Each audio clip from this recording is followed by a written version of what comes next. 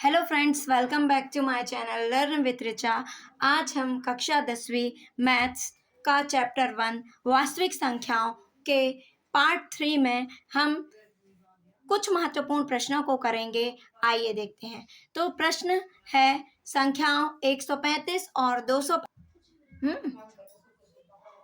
225 का एचसीएफ ज्ञात कीजिए। चलिए आइए देखते हैं। लिखेंगे, हल लिख लीजिए। एचसीएफ किसका निकालना है? 135 और 225 बराबर ज्ञात करना है। चलिए 135 के अभाज्य गुणनखंड निकाल लो। तो आप यहाँ निकाल सकती हैं, है ना। तो रफ में निकाल लेना है आपको। तो क्या हो जाएगा? सबसे पहले किससे भाग जा रहा है? 3 से। 3 चौके 12, एक बचा 3 पाँचे 15, 3 एकम 3, 3 पाँचे 15, 3 पाँचे 15, 5 एकम 5। तो क्या मिले इसके अभाज्य गुणनखंड? 3 गुणित 3 गुणित 3 गुणित 5। ठीक। अब यहाँ पर देखते हैं, हम यहाँ भी 225 के अभाज्य गुणनखंड निकाल लेते हैं। तो क्या होंगे? किससे भाग जाएगा? 3 से। 3 साते 21, एक बचा 3 पाँचे 15। अब 3 दूनी 6, एक बचा 3 पाँचे 15, पचम 25, 5 एकम 5। ये हो गया। तो 225 के अभाज्य गुणनखंड क्या है? 3 गुणित 3 गुणित 5 गुणित 5। ठीक है ना।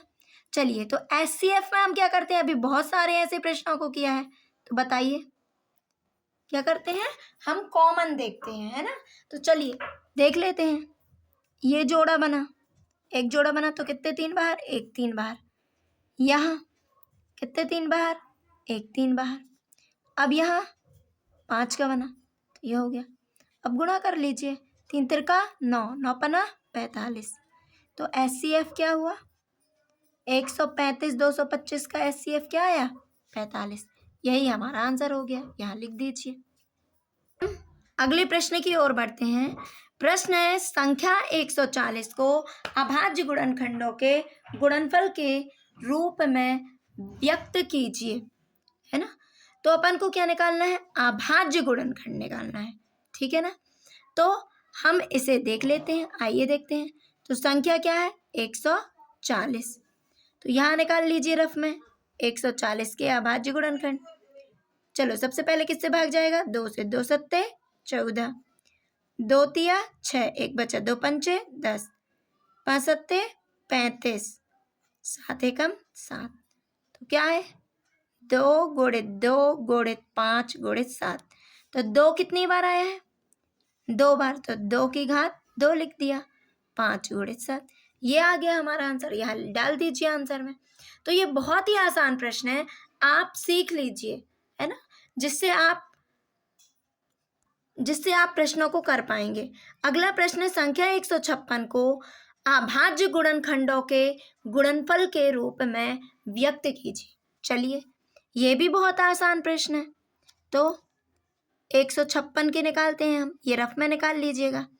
तो सत्ते 14, एक बचा 2 अट्ठे 16, 2 तिया 6, एक बचा 2 नाम 18, 3 एकम 3, 3 तिरका 9, 13 एकम 13। तो चलिए 156, 156 के अभाज्य गुणनखंड। अभाज्य गुणनखंड क्या करना है? ज्ञात करना है। तो 156 के क्या होंगे? 2 गुणित 2 गुणित 3 गुणित 3। 2 की 13, सॉरी क्या 13 लिखा है।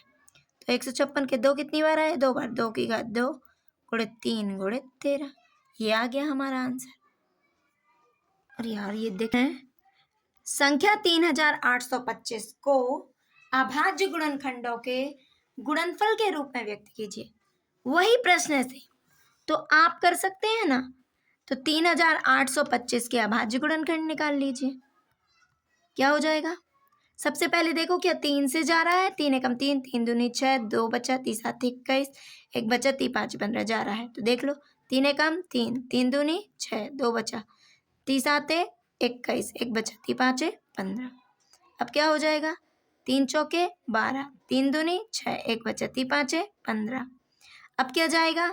अब 3 से नहीं जाएगा, 5 से देखो, पचट्ठे 40, 2 बचे पचम 25, 5 एकम 5, 3 बचे पसत्ते 35, 17 एकम 17। क्या है 3 गुणित 3 गुणित 5 गुणित 5 गुणित 7, ठीक 17, क्या है 17, है ना। ये देखिए, तो अब हम इसे घात के रूप में भी लिख सकते हैं। 3 कितनी बार आया है 2 बार, तो 3 की घात 2। 5 कितनी बार आया है 2 बार, 5 की घात 2, 17। ये क्या हो गया हमारा आंसर।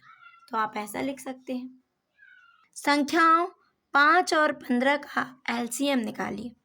तो ये भी बहुत आसान है।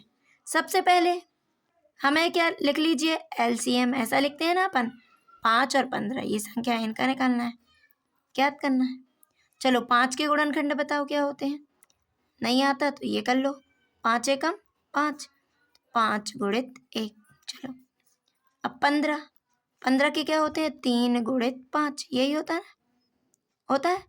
अब ये देखो, अब ये नहीं कि दोनों जगह आया है 5 तो 2 बार लिखोगी, दोनों जगह आया है तो एक ही बार लिखोगी। जैसे अपन ये इकट्ठा वाला निकालते हैं 5 और 15 का, तो सबसे पहले छोटी 3, 5 का 5 इसमें नहीं जाएगा, 3 5 15। अब इस 5 का भाग तो दोनों में जाएगा, तो क्या 2 बार दिए हैं, है ना। तो ये आ गया 3 5 15। और यदि ऐसे निकाल रही हो आप, तो सबसे पहले देखो 5 यहाँ दोनों जगह आया है ना, एक ही बार आया है तो एक बार 5 लिख लो, और 3 आया है तो 3 लिख लो।